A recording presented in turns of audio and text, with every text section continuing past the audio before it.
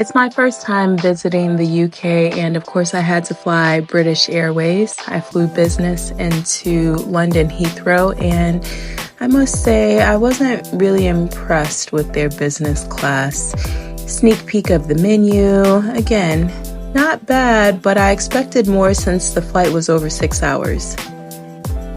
To be fair, I don't remember what I ordered, but I'm not going to upload a picture because it was bland, just like 90% of the food that I ate while in London.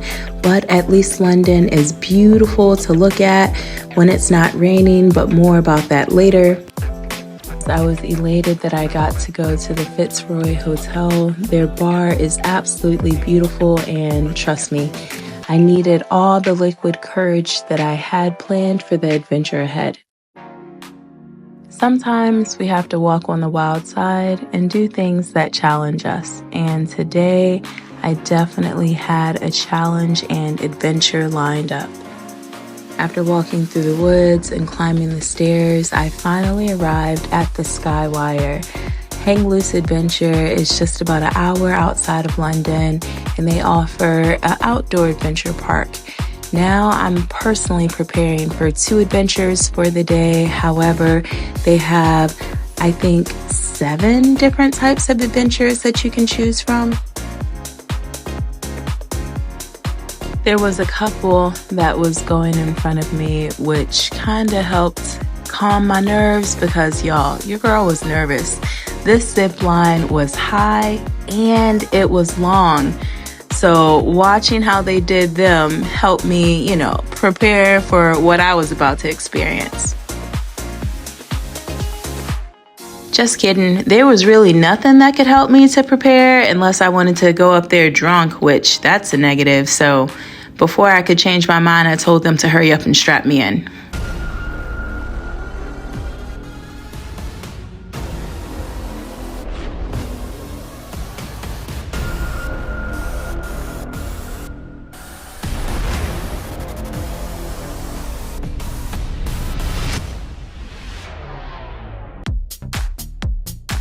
Before I knew it, I was taking off, and y'all, I cannot say enough positive things about this zip line. Literally flying over land, flying over lake. I started to feel like Superwoman.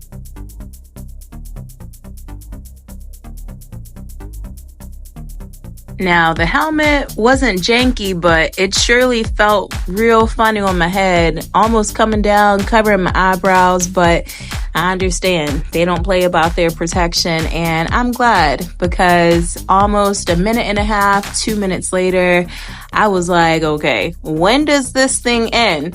I mean, it's fun, but man, it's long. At one point, I just put my arms down and started to hang my head because it was such a long zip line. But thankfully, I looked up right in time to see him tell me to cross my arms for safety purposes because I don't think they told me that on the other platform. But thankfully, everything went okay, and I would not change it for the world.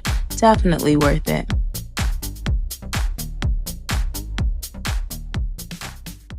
After taking a beat to calm myself, I headed over to Europe's biggest swing. Y'all, this swing is absolutely a beast. But of course, safety first. Of course, I'm not going to ride this ginormous swing hanging halfway in the air without paying close attention to how I should wear this harness and what I should do for every step of the way. He was very helpful and friendly, actually probably the friendliest staff member that I encountered all day.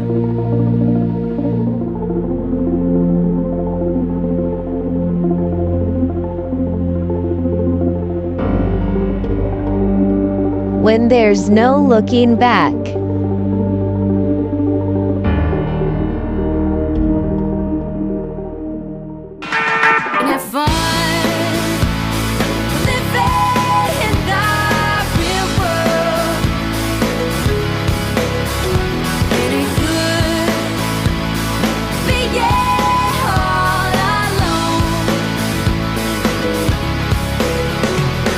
I'm not gonna lie, that initial drop and free fall was super scary. swing was so much fun. It reminded me of childhood days, especially when I used to ride roller coasters.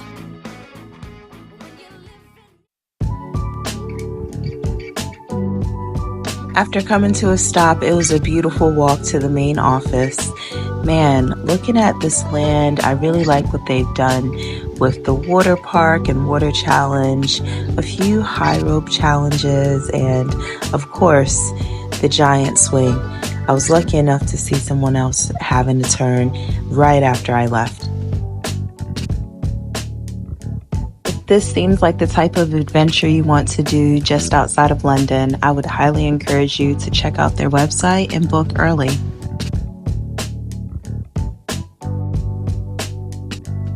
Growing up in the countryside, I can definitely say I miss these moments in nature. Even these two ducks reminded me of all the nature and animals I used to see around me. But tell me why they were having a fight. Like, what's going on here?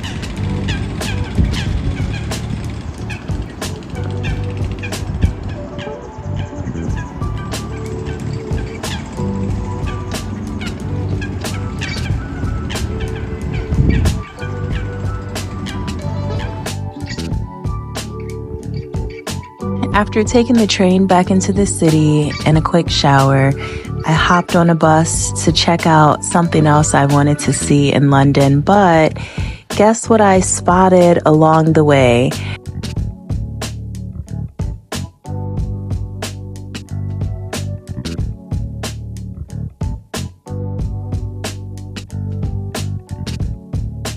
I saw Harrods. It's a very famous store in London.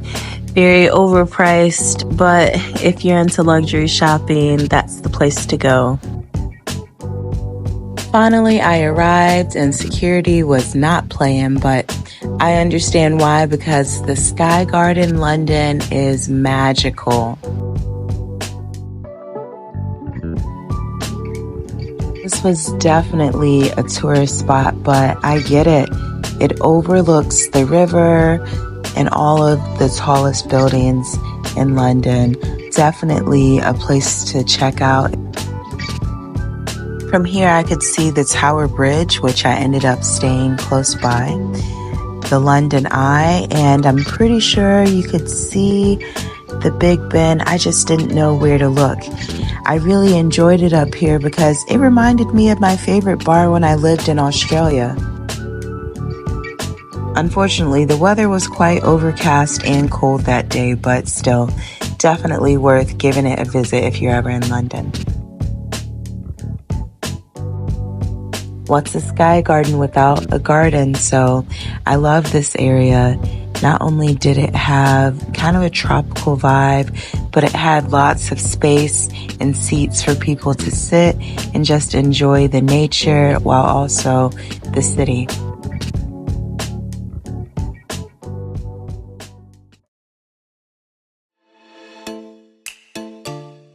To wrap up my day, I went on a little adventure to find a street food market.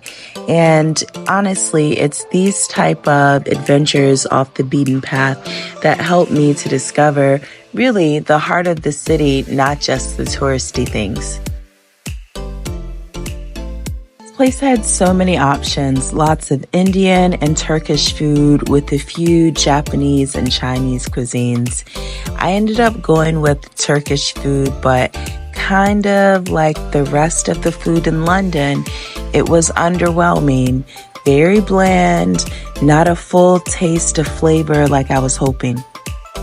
Let me just put it to you like this. If you're a foodie, London is not the place for you because you will feel like most of their food is bland. Even though they have a lot of restaurants, I didn't experience any good or strong taste while I was there. I'm here at the bridge in London, and yeah, it's pretty cool. Let me see if I can give y'all a shot.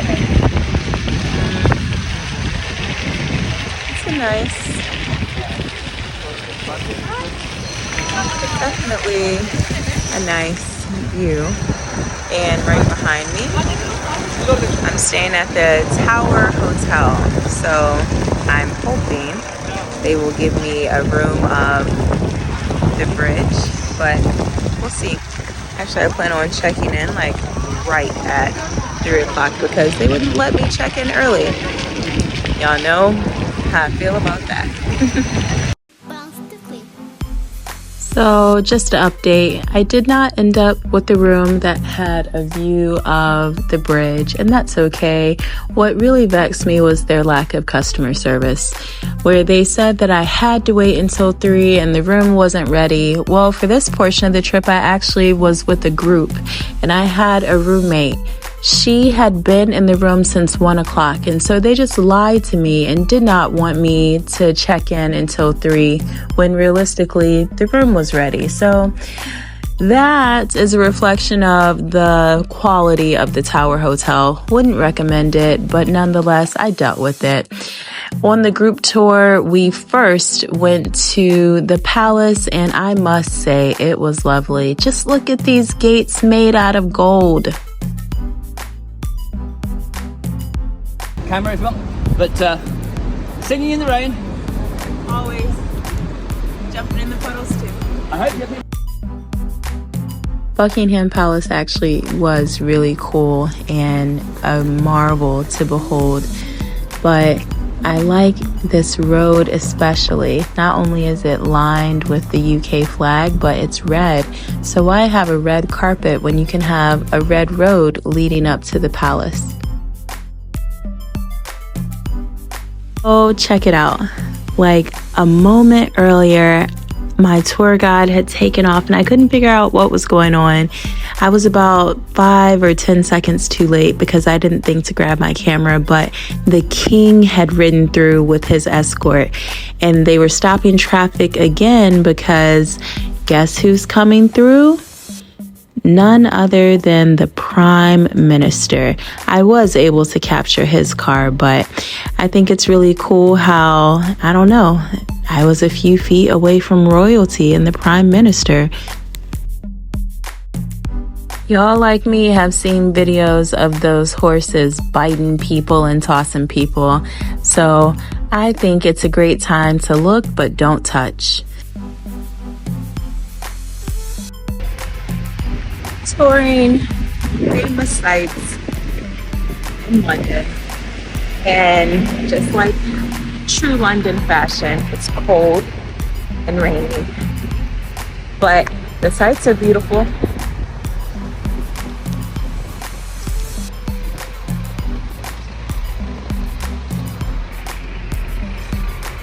Coming up on something famous here in a moment. Let's see it.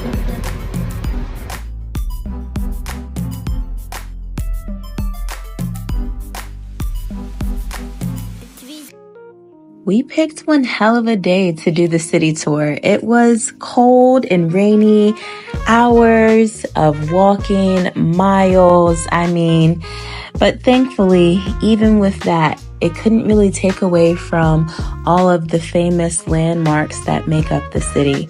Here, Westminster Abbey, in my opinion, almost is just as grand as the palace, and Big Ben. Need I say more? We walked along the river as one of our final stops, and then the final stop was Borough's Market, the most well-known, talked about market in London, and it was packed. Lots of people, lots of tourists grabbing lunch. Personally, I was on a mission to find 2 things. One being this humble crumble. I ended up going with the seasonal rhubarb flavor, and it was surprisingly tasty. Not overly sweet or strong, but still really good.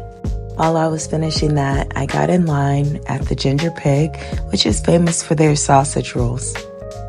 I actually really liked this one for the textures. The bread was nice and crispy and flaky, and the sausage was not dry, it was juicy. And it was actually really hot. I think it was fresh to the case. Y'all see the steam rising off that thing. It was hot. But again, the flavor just so. I would only give this a 6 out of 10.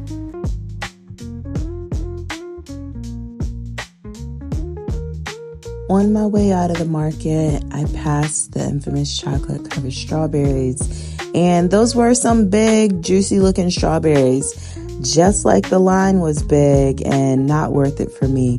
But I can appreciate these people's hustle. They definitely were popping them out. And we've all seen the bread ahead, infamous creme brulee donuts. They actually had a lot more flavors than I expected, but I wasn't in the mood for anything else sweet.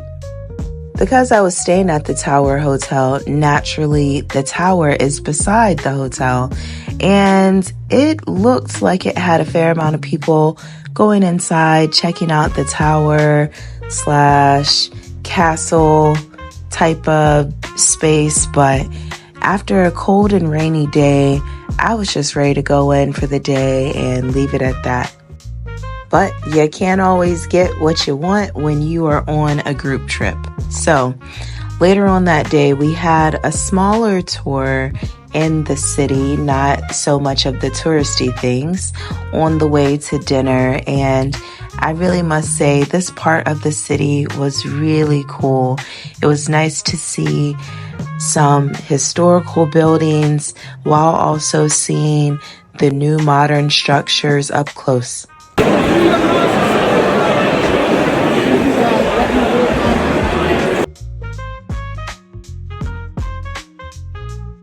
Y'all heard how loud it was in there, but to be honest, this beautiful space is a reflection of something I saw most days after work in London. They go out for a pub, have a beer, and just chat it up with their workmates.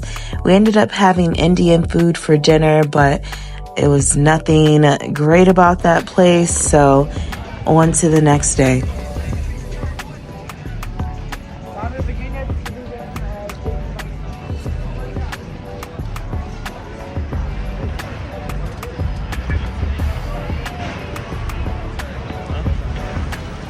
Is that a giant sheep?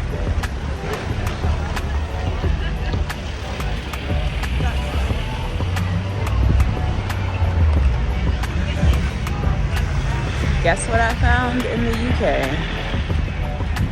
Y'all see it? Shake Shack.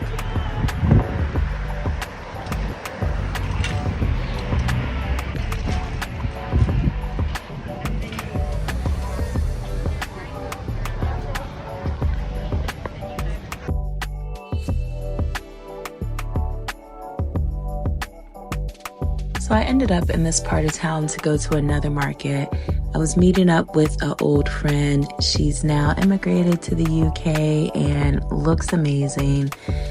Naturally, we had to get something to eat, but check out the way this place was doing these steak fries.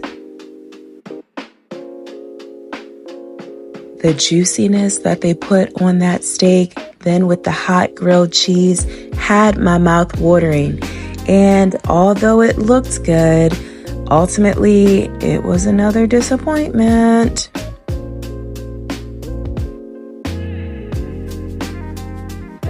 I guess the foodie within me is looking for something that tastes so good that I can do my little seat dance about. But let me tell you about this gnocchi. We got 2 flavors, the Nutella one and the buffalo chicken. And here you see me trying to use my normal etiquette with a fork and knife. But this chicken was trying not to let me live my best life. So finally, once I got a bite, I was thoroughly impressed, but I had to fight to get the chicken. I mean, why? Why should I have to fight my food? Why won't this food just let me live my best life?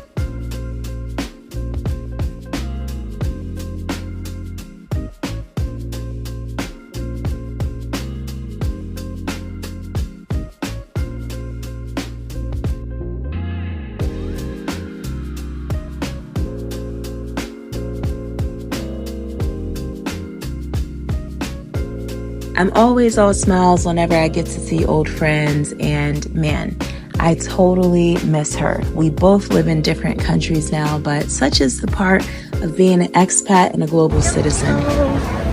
Just casually living my best life while exploring London. and walking to the hotel, out of nowhere, I got to see the London Eye. It was on my to-do list, but lo and behold, I hadn't got to see it, and it's my last night here in London before taking off to Paris, but super, super fortunate. Tonight, I got to see it. Let me see if I can like get to a bridge and take a shot from like a distance instead of a close-up. I'm so thankful for these random walks that I go on throughout the cities because, well, I discovered not only the London Eye, but how I could see the Big Ben and Westminster Abbey across from the London Eye. In general, I would say this is my happy place to explore different cities by just walking around. By the time I made my way back to the hotel, the tower was beautifully lit up at night, and well, so is the Tower Bridge. Definitely a sight to see in the evening.